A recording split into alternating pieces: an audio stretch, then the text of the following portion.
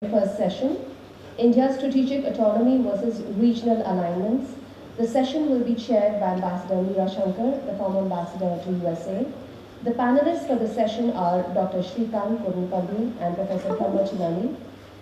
May I request the panelists to please take their place on the stage. Ambassador Meera Shankar is a former ambassador of India to USA. She has held several important assignments during her career as director in the PM's office. She also headed the Indian Council of Cultural Relations in New Delhi, overseeing India's cultural diplomacy. She was the head of the South Asian Association for Regional Cooperation. In her last assignment, Ambassador Shankar was the Ambassador of India to the United States and Ambassador of India to Germany. I request the panelists to kindly come up on the stage.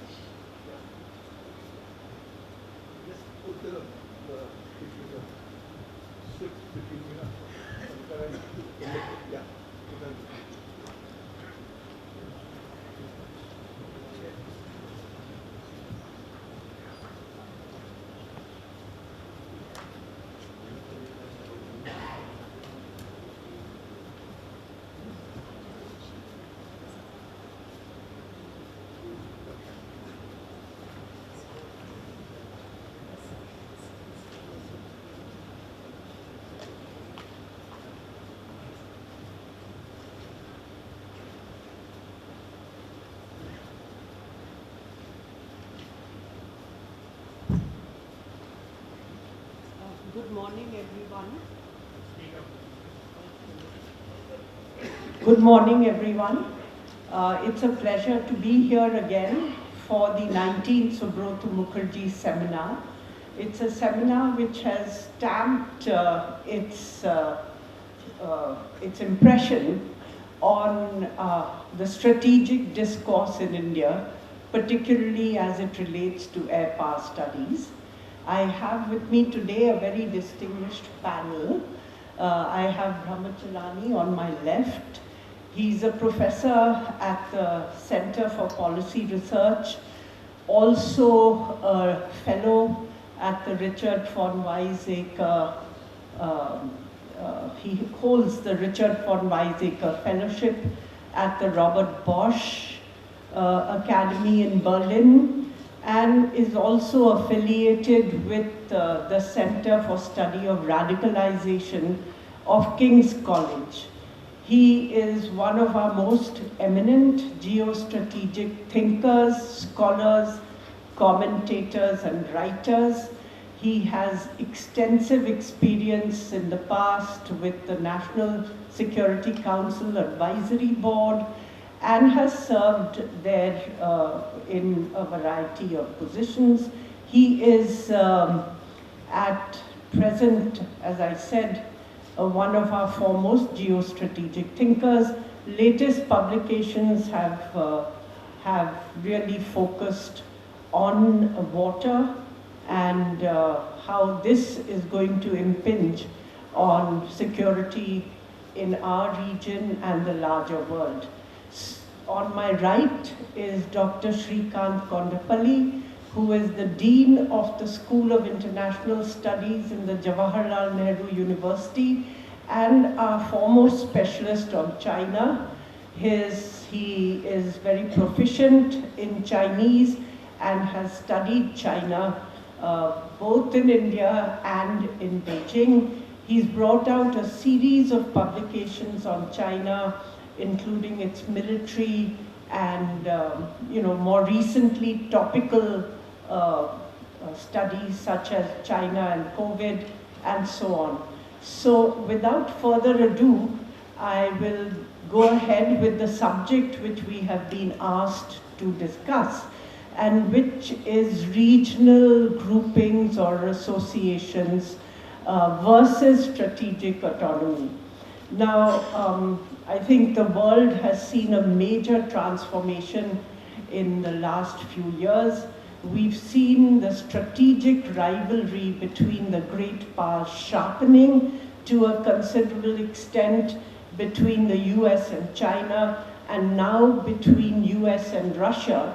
It has erupted in live conflict in Ukraine, where a proxy war is going on between NATO, US and NATO on the one hand, and Russia on the other, which sees its core interests threatened by what the Western alliance was seeking to do in Ukraine.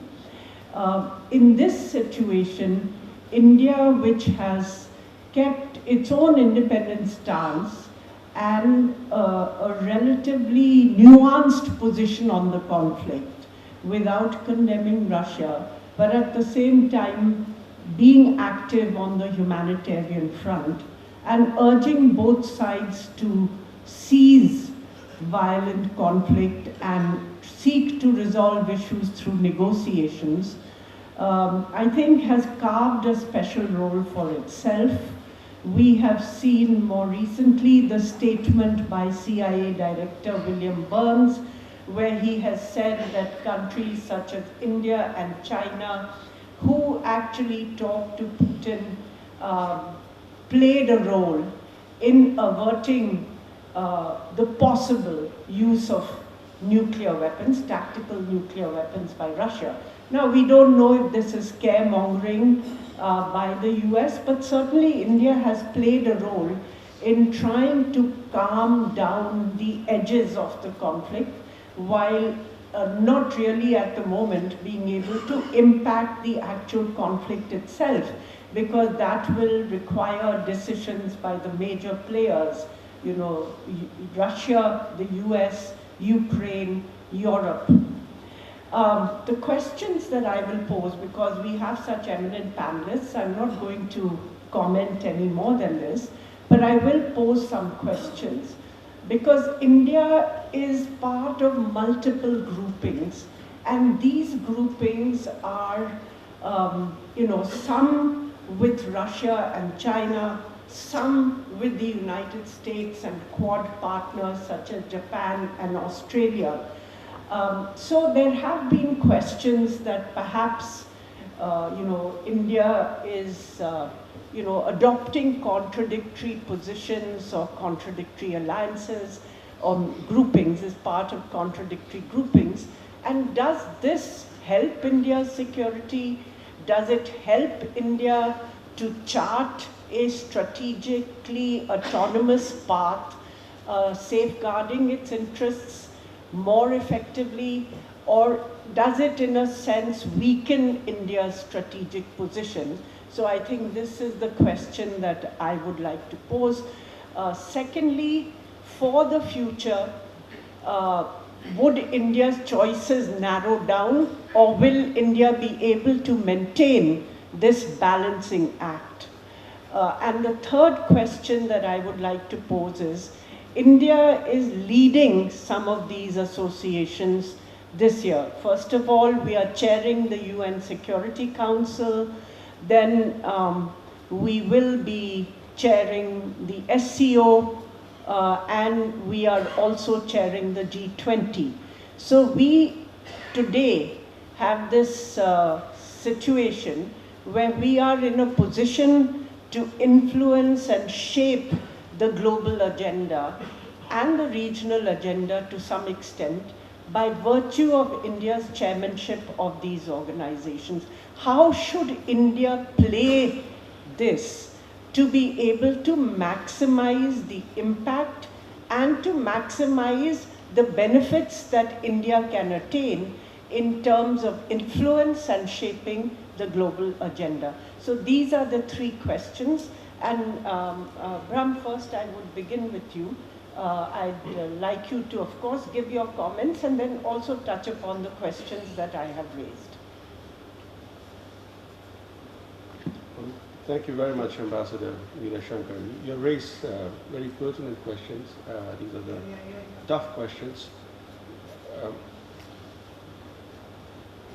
What I intend to do is to provide a broad overview of the opportunities and challenges that India faces as a member of various diverse regional organizations.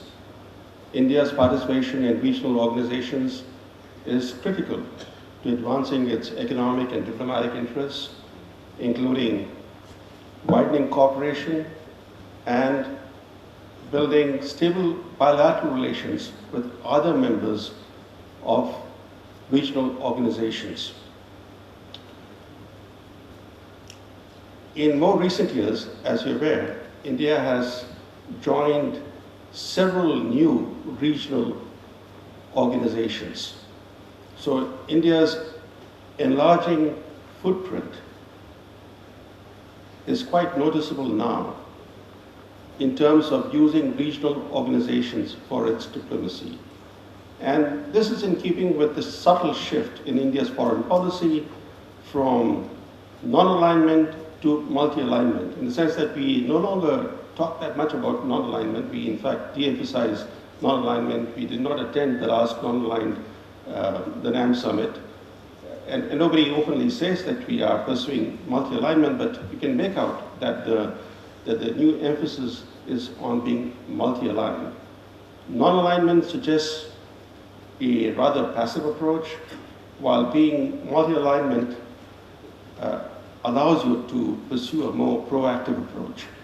So clearly, being multi-aligned is a better option for India than remaining passively non-aligned. And in this context, membership in various diverse groupings is part integral to India's multi-aligned approach. But membership in regional organizations comes with challenges. In fact, challenges define the extent to which India can derive full benefits from membership in regional organizations. Being a member of any regional organization is not an end in itself. It's only a means to an end. Often in India, we don't discuss as to what we intend to achieve from membership in any particular regional organization. But there are three constraints that India faces broadly in relation to deriving full benefits from participation in regional institutions. The first constraint is what I call the tyranny of geography. The combustible neighborhood around India, the immediate neighborhood around India is so volatile, so combustible, that India faces a tyranny of geography. So on the west we have the Pakistan-Afghanistan belt, we have China to the north, and to the east we have a sanctions-hit Myanmar and a Bangladesh with porous borders and the world's highest density of population if we were to exclude microstates. So this tyranny of geography is a big constraint on what India can do in its immediate neighborhood. India, perforce, has to look beyond its immediate neighborhood to play a role in regional organizations. And as you can see from this session, we're not discussing any regional organization that relates to India's immediate neighborhood. All the organizations that are listed in this session extend far beyond India's immediate neighborhood. Previous Indian governments should have recognized this constraint, this tyranny of geography, instead of continuing to invest resources, diplomatic resources, in a doomed initiative like SAARC. India is a subcontinent by itself. It represents 1/6 of humanity. And India cannot be artificially confined to a sub-region. We don't talk of China as belonging to a specific sub-region. No, China is an all-Asian power. Similarly, you can't confine India to an artificial construct like South Asia. In fact, not many people know this, that until the 1960s, India was internationally seen as part of Southeast Asia. And then came the US State Department's new construct, South Asia, in the late 1960s. So it was the US State Department that first created the South Asia concept. It was created as a replacement for the historical term, the Indian subcontinent, because that historical term, Indian subcontinent, from the Western perspective, and talking of the Cold War years, tended to give too much regional primacy to India in strategic, cultural, and geographic terms. So the term South Asia was an artificial construct. It diluted India's historical and geographic character, and India willingly embraced that concept. And that is the more amazing part, because from the 1970s onwards, we had a plethora of new institutions, centers of learning coming up, South Asia Center for this, South Asia Center for that, South Asia Institute for this. It all began from the time after the State Department created this concept. So by lending legitimacy to an artificial construct, India boxed itself in an artificial reason and also ensured its pairing with Pakistan. So coming out of this SAARC/South Asia mindset had long become imperative. Only in more recent years are we coming out of this mindset, not by design, but by the force of circumstances, including frozen relations with Pakistan.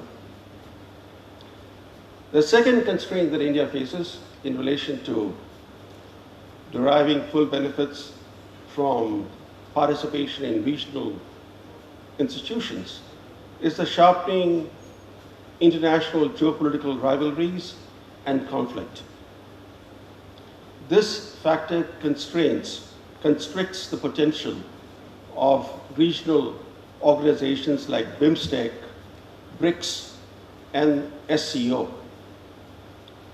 The world, as you know, is today at a crossroads, with its future direction looking somewhat uncertain. Despite globalization and economic integration, the world is becoming more divided politically. The UN Secretary General recently warned of, quote unquote, colossal global dysfunction. The specter of global dysfunction is real. If you look at the United Nations, it has become increasingly marginalized. And thanks to the new conflict in the world, the UN Security Council gridlock will not be broken anytime soon. Now, navigating the new global divides and the emerging new Cold War poses a difficult diplomatic challenge for India. India doesn't want to take sides in this, in this conflict. It wants to serve as a bridge between rival blocs. And as our chairperson raised this question about participation in contradictory institutions and groupings, India is trying to play a balancing act.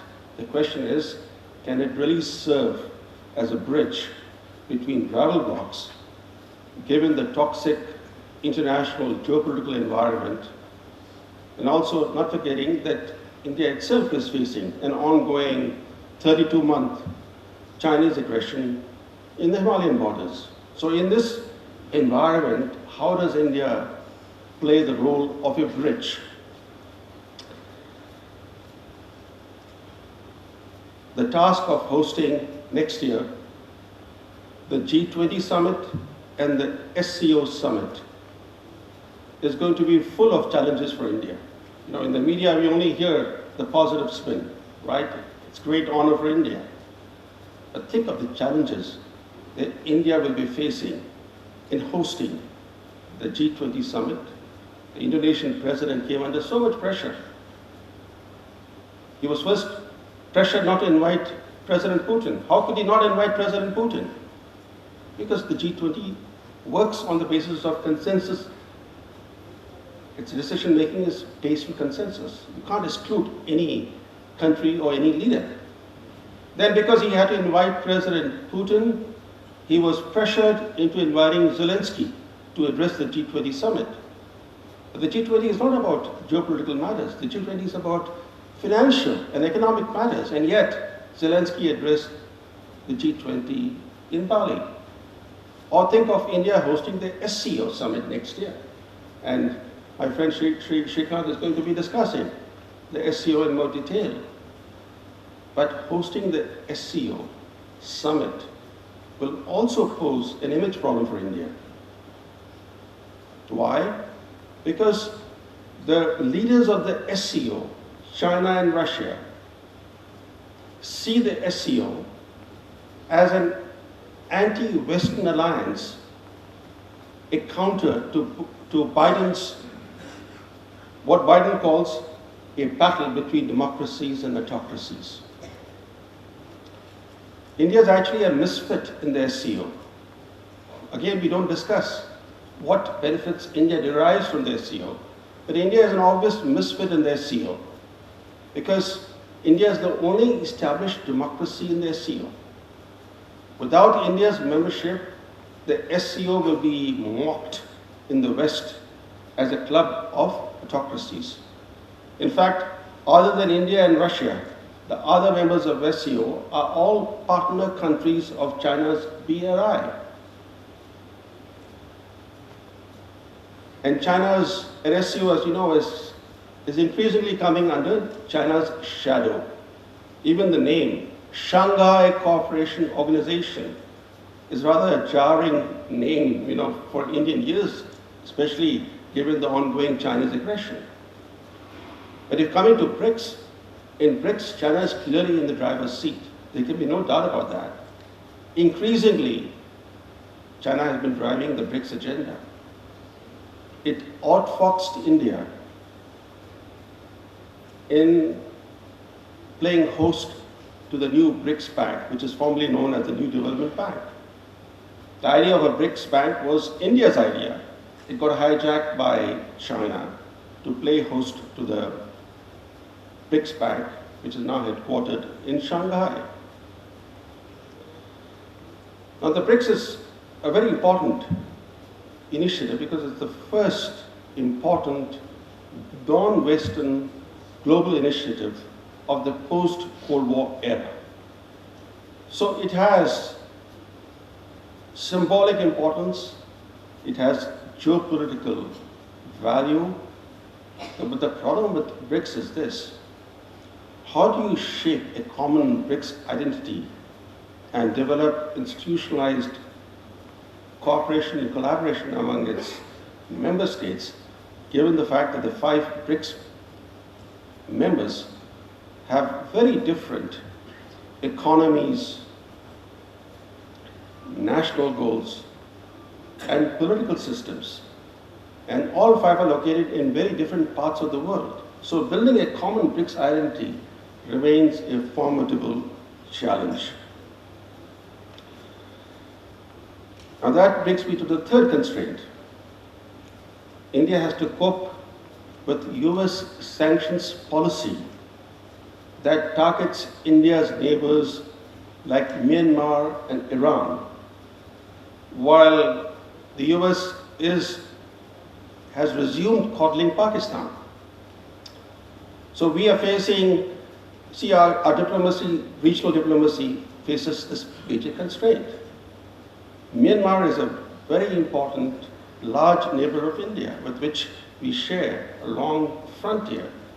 Iran has traditionally been the largest energy supplier to India. Now that relationship is completely ruptured. Energy relationship, I mean, with Iran is completely ruptured because of US sanctions. Now take BIMSTEC in this context of sanctions policy. BIMSTEC, this east-oriented BIMSTEC seeks to realign India along its historical axis. Throughout much of India's history, India's trading and cultural ties were with the countries, with the societies to its east, not to the countries and societies to India's west. From the west, India largely faced invading armies. If you go to My Son in Vietnam, the the spiritual center of a Hindu kingdom in Vietnam for centuries, or go to Bali or Cambodia, you know that India's footprint extended right through Southeast Asia. So BIMSTEC seeks to realign India along its historical axis. It's a very important initiative. And if BIMSTEC were to be integrated with the Mekong-Ganga initiative, then it will reintegrate India with countries extending all the way up to Vietnam, also including Laos and Cambodia. But there is a stumbling block. The stumbling block is US sanctions policy targeting Myanmar. Myanmar is India's gateway to continental Southeast Asia. But the US is exerting pressure on ASEAN and on India to isolate Myanmar. ASEAN tried to withstand US pressure but couldn't.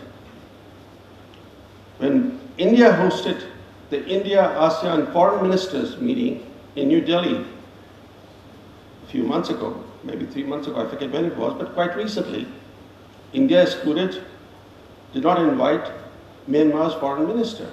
How do you have any initiative in the region by excluding Myanmar?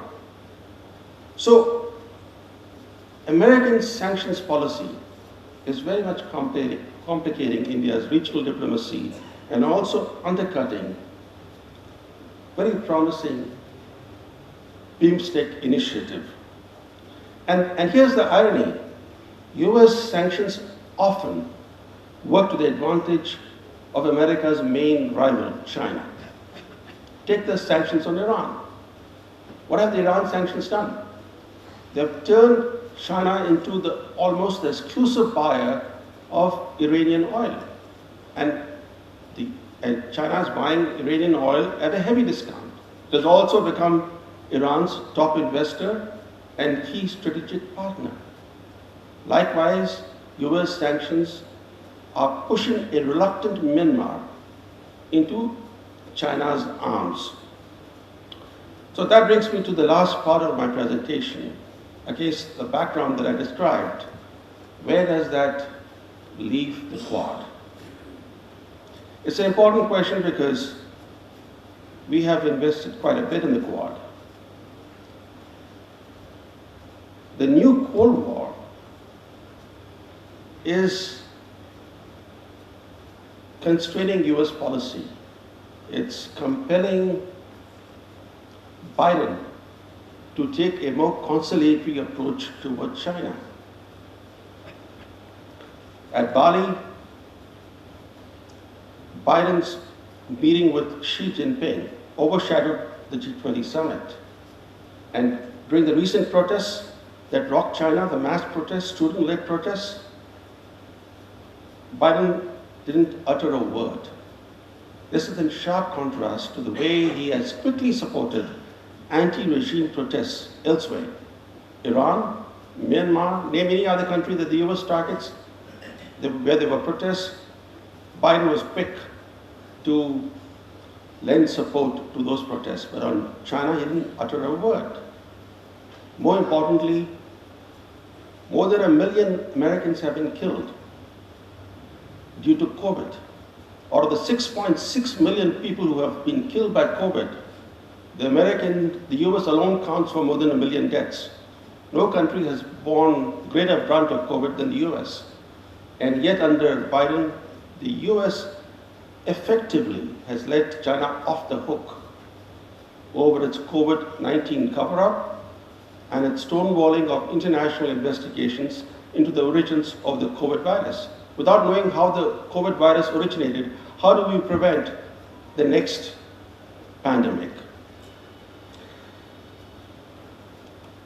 The Quad's future is very much tied to American policies. That's the reality. And I will explain why American policies are going to be central to the future of the Quad. But it's important to understand that this new Cold War is constraining Biden from taking a tougher line against Beijing. China, after all, has a huge economy, which is 10 times greater than Russia's economy. So China has the capacity to seriously undermine American sanctions against Russia and bail out the Russian economy. So this is reinforcing the more conciliatory approach toward China that Biden has adopted since taking office. But the result of all this is that the security agenda of the Quad is taking a back seat. Instead, under Biden, the Quad is beginning to focus on global challenges. Now here is a small group, a 4-nation group, which is in no position to address global challenges. And yet, in the 4 summits that have been held since March last year, the issues that have dominated the discussions have been global issues, universal challenges like climate change. Climate change is the challenge, is at the top of the Quad agenda. Can you believe it? Global health security, cyber security, resilient supply chains, and quote-unquote green shipping. These are the 5 main subjects that have emerged in the Quad, even in terms of the working groups of the Quad. Now, think, how can a small group like the Quad deal with universal challenges? The Indo-Pacific strategy of Biden, which was unveiled in February, reinforced the Quad shift from a strategic focus on the Indo-Pacific to dealing with global challenges. And here is the paradox. On one hand, the Quad is becoming stronger through greater interaction between its leaders and senior officials. As I said, there have been 4 summit meetings since March last year, which is remarkable. And the number of times senior officials have met from the Quad countries is also, the number is quite significant. Yet the Quad is in danger of losing its strategic vision and focus. Without a clear strategic meaning and purpose, the Quad could become just a US tool of leverage against Beijing. That is the danger. So to conclude now with just one sentence, India's participation in regional organizations comes with immense opportunities. It's helping India to enlarge its diplomatic footprint. But the challenges are also quite noticeable. And those challenges are becoming bigger in the current international environment. So we have to be realistic in terms of what we can achieve through our participation in regional organizations. Thank you. Thank you, Brahma, for that sharply analytical overview. Now I come to Dr. Srikanth Kondapalli, and perhaps we should have time for a few questions from the audience. Thank you very much, Ambassador Meera Shankar. Let me also thank the Center for APA Studies, A. Marshall Chopra, for the invite to speak at this 19th Subroto Mukherjee Memorial Seminar.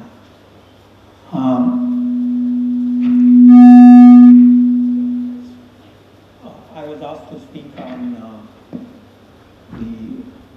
India's presidency in this year. On September 16, we took over as the president for the SCO, and a series of activities are being planned for conducting this multilateral initiative. We have, of course, it is fashionable to say SCO represents 40% of global population. Actually, here China and India have much of that population profile. It is also fashionable to say that they represent the SCO states. The 9 members of the SCO currently represent 40% nearly of the global growth rates, global output, and of course there are 4 nuclear powers in this, and huge conventional power that the SCO now controls. exhibits in various dimensions. Russia, China, India, of course, are the major conventional powers, conventional forces powers. So with every other institution, multilateral institution, we start up with this slogan that they represent huge power matrix. But the essential aspect is SEO is controlled by the kind of budgetary outlay that Russia and China have. 24% each, and the rest of them having roughly about 10% of budgetary contribution. And the second main factor is, of course, on consensus, and this is again based on the budgetary allocations that the consensus is also kind of evolved in the deliberations. For example, for the past 10 years, the Russians were not able to stall the Uzbek criticism on the Georgia, South Ossetia, Abkhazia events, or Crimea events in 2014, or the Kazakhstan's increasing opposition to the Russian role in Ukraine because of the concern that this may be replicated in Ukraine, in Kazakhstan as well. So there are divisions, but ultimately it is the Russia-China which control the SEO. There is an opportunity here, or a facility here, that when the Indians applied for membership way back in the 2000s, and the Chinese have stalled that membership for long, and only in 2017 that India became a member of the SEO. So it's just about 5 years that India had been part of the SEO as a member, active member. Nevertheless, the issue here is that Russia backs India in the SEO partly to counter China as a part of balance of power equation, partly also due to the decades-long contacts, strategic partnership between Russia and India. That factor apart, the St. Petersburg meeting in 2001 laid down the membership criteria, in which if you look at the membership criteria, India or any other cannot be part of the SEO. First, it said that an aspirant state should be contiguous to the SEO states, which India, of course, qualifies by being a neighbor of China or other countries. But the most crucial thing is the number 2, which is state should not have any territorial disputes with the member states of the SEO. And we have a very active territorial dispute with China. We recently had the Galwan incident and, of course, the Yangtze incident closer to Taiwan on December 9th. So with this, we are not actually qualified to be a member of the SEO. The third is also important, which is an aspirant state should not have any United Nations Security Council resolutions passed against it. And we have the 1172 resolution, ironically passed by the US and China soon after the Pokhran 2 tests, and Iran and Pakistan and many other aspirant states at that point of time. So from a membership perspective, it is finally the Russian pressure on China that India could enter into the SEO. The compromise solution is obviously Pakistan should also be given membership, which it was given in the Astana summit in 2017. So these are important for India to consider, because there is already embedded balance of power equation within the SEO. In terms of, while they keep mentioning about the consensus approach, there is a lot of shadow boxing that occurs whenever there is a big event that is happening, including Crimea, Ukraine, or other conflicts that have come about. Uzbekistan was also in the forefront to ask the ISAF to withdraw, the International Security Assistance Force, to withdraw from Afghanistan, which ultimately, when it was done, the Afghan contact group is in full drive in order to address the Afghan-related fallout, especially on Tajikistan and other countries. Smartly, of course, the Chinese have had the mobile bases in Tajikistan and also in Xinjiang, bordering Badakhshan province in Afghanistan. Having said that, the SEO was seized with mainly 4 issues in which we could analyze the opportunities and challenges and what could India do in regard to the SEO in the next 1 year. The first one is territorial dispute resolution. Since 1996, one of the main agendas of China, and partly acquiesced by the Russians, is how do we resolve the territorial dispute between the then Soviet Union and the republics, the Central Asian republics, and China. So by 2004, they have concluded all of these agreements. The respective parliaments have passed the resolutions regarding the territorial dispute resolution. One of the key aspects here is the CBMs, confidence building measures, and also a 100-kilometer demilitarized zone that China insisted with all these Central Asian republics as well as with the Russians, which provided an opportunity for China to remove many of these troops and position them in the South China Sea, Taiwan, Senkaku Islands, or on India-China border areas. So at one level, the demilitarized zone contributed to the pressure that is built up in other areas for China, and on the other, there is the relatively more secure western borders for China. So there is something that is removed from the Chinese shoulders as a result of the territorial dispute resolution. But one of the aspects of this territorial dispute resolution is the rising nationalism in Tajikistan, Kyrgyzstan, and to an extent in Kazakhstan. Because the territorial dispute resolution was seen by the nationalists within these countries as a kind of compromise by these regimes at that point of time under the Chinese pressure. And so today we have the parliamentary debates in Tajikistan and in Kyrgyzstan about the problems that the territorial dispute resolution had exhibited since the late 1990s. While CBMs are important, the confidence building measures are important, one of the crucial things that India could and should insist is on in the light of Galwan, where China had not observed the 93, 96, 2005, 2013 CBMs agreements and did what it did in Galwan. This is one area where we could do a lot of naming and shaming, not just in negative terms, but also in terms of the positive contribution of the territorial dispute resolution and the CBM's approach. So either in terms of new CBMs to be evolved, as we are discussing after the December 9th incident.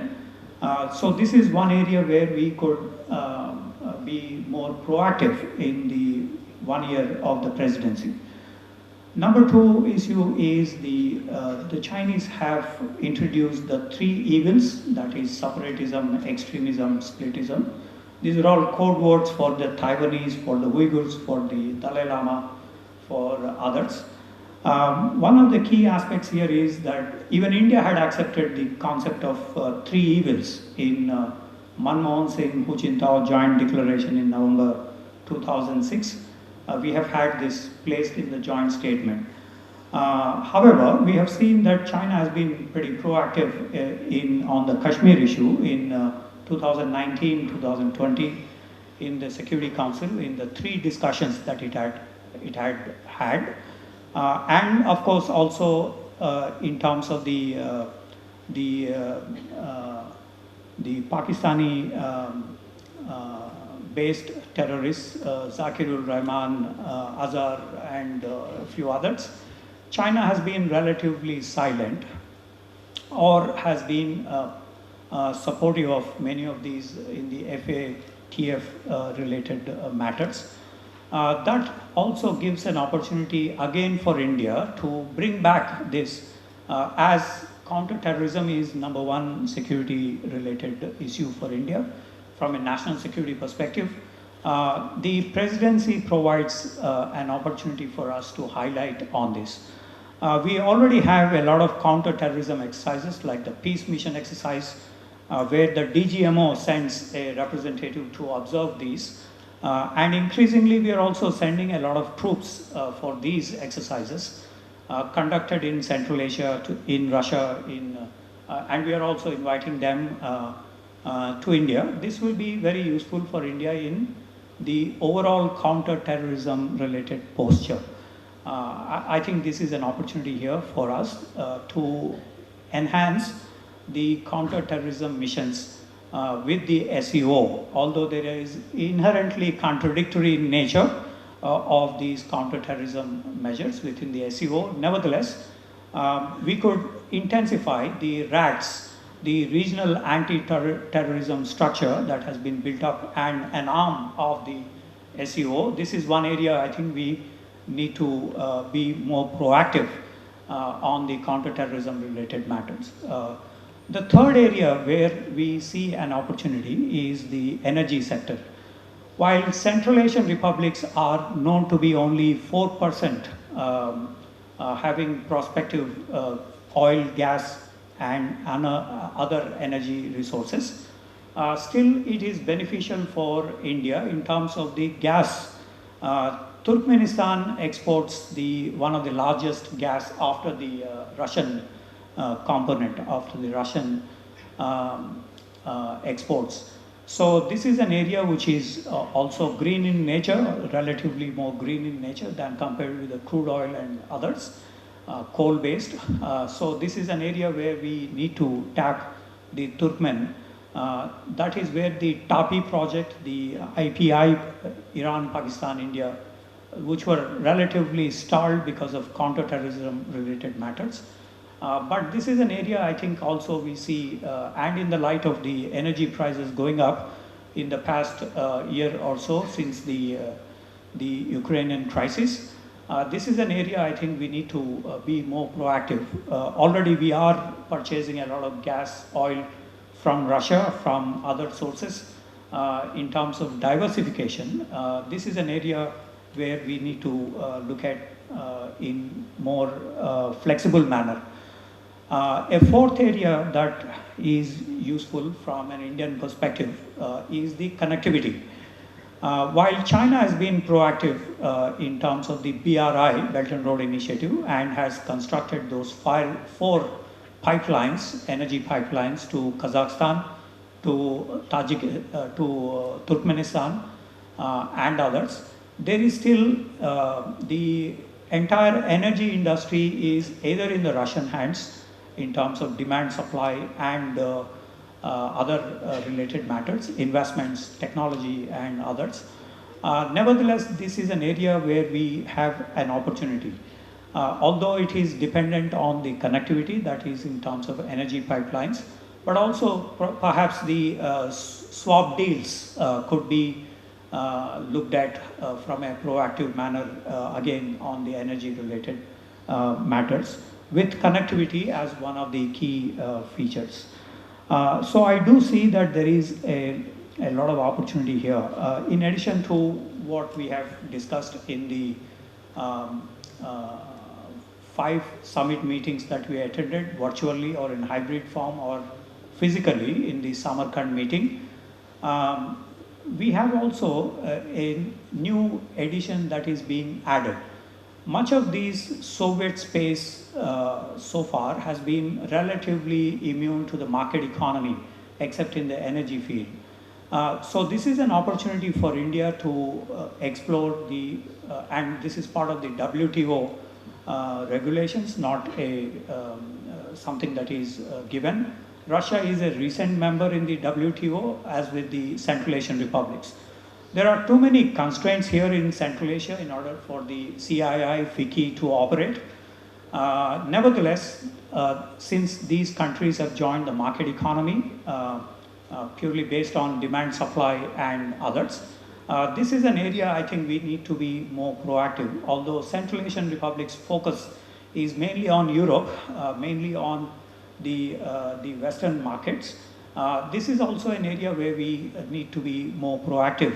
The CII, FICCI have been very shy in approaching the Central Asian republics, but that is an area I think we need to be connecting extensively. Prime Minister Modi mentioned about the startups and the stock exchanges, the connecting to the communities, that is the civil society in these relatively more authoritarian regimes.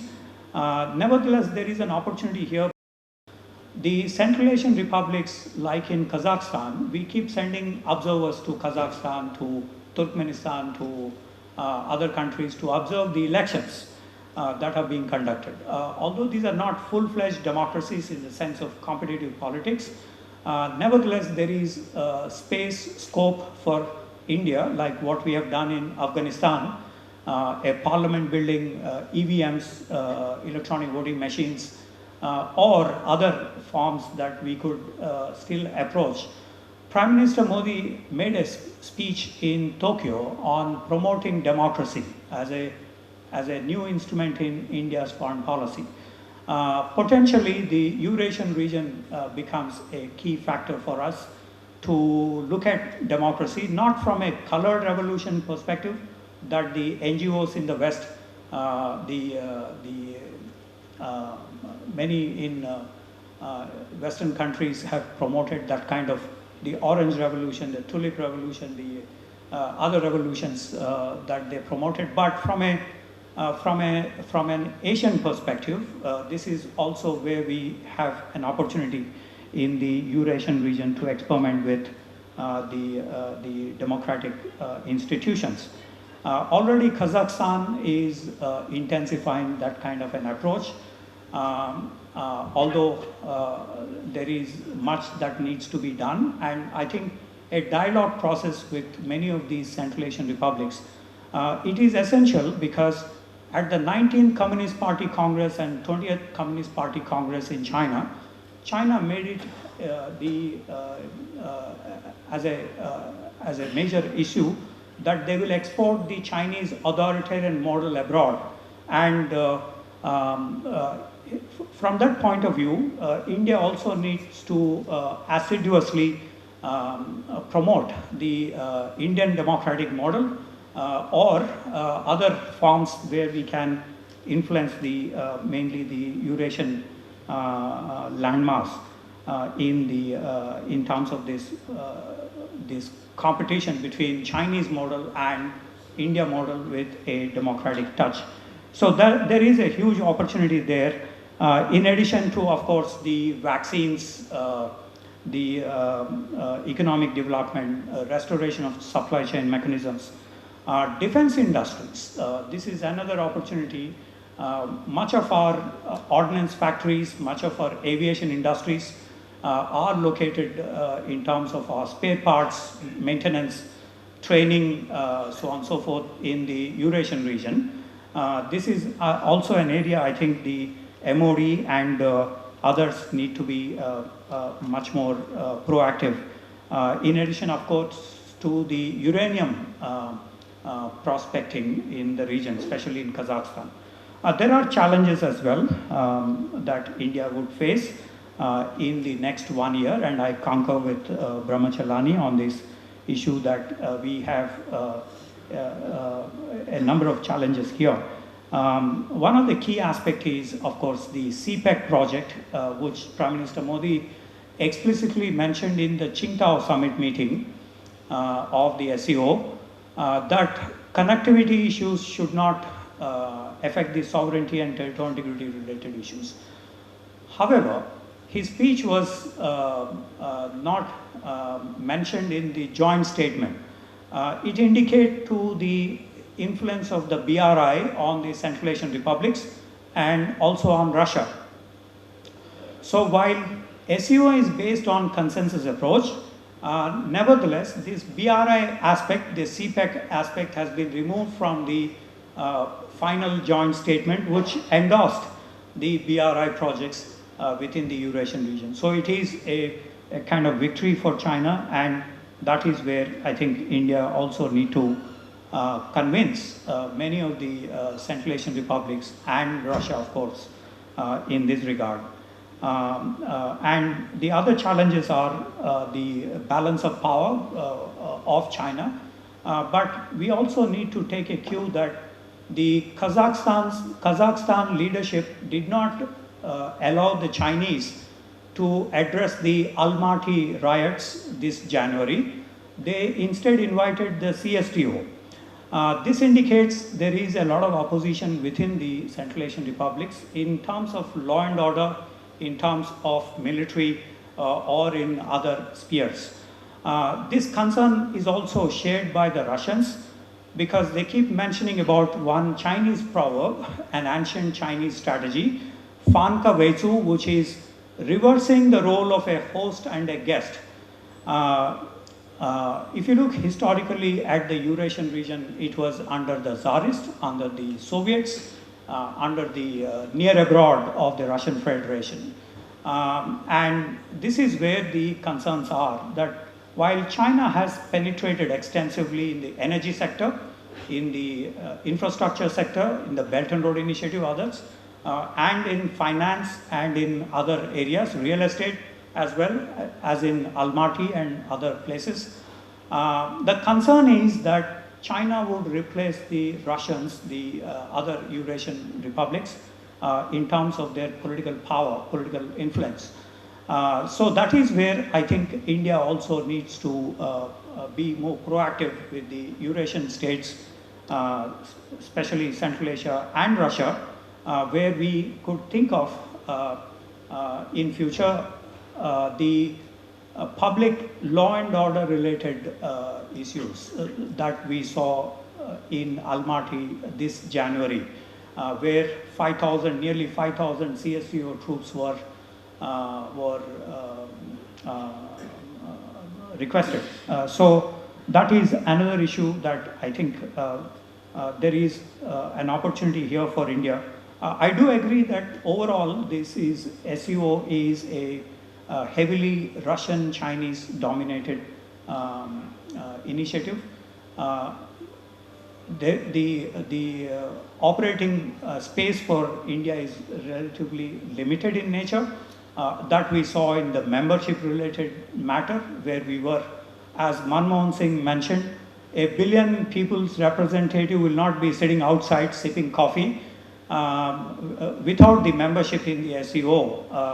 As an observer, we hardly had any role in the SEO at that point of time since 2005. So that is where I think we need to drive the SEO by being closer to Russia, but most important, more closer to the Central Asian republics. This is where I think there is a lot of opportunity for us to explore. One of the ways is, as Dr. Shankar has been mentioning, minilaterals within the SEO. That is where we could probably see some opportunities there. Let me thank the organizers once again, and thank you for your attention. Thank you. Thank you for those very detailed comments and practical suggestions with regard to the SEO, Dr. Kondapalli. We have about maybe 10 minutes for questions. So any questions from the audience would be welcome.